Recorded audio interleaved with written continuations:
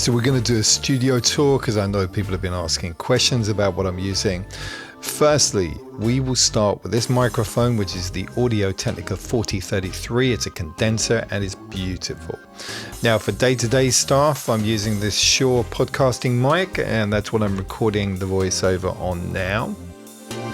Onto the headphones, which are the Beyer Dynamic DT770. This is the 80 ohm version.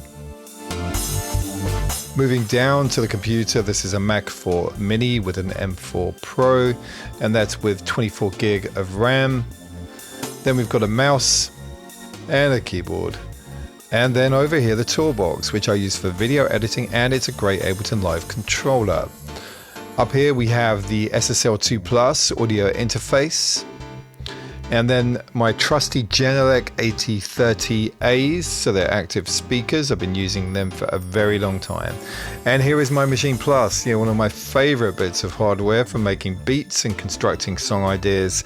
And then over here onto the complete Mark III control with 61 keys from Native Instruments, a real flagship MIDI keyboard controller.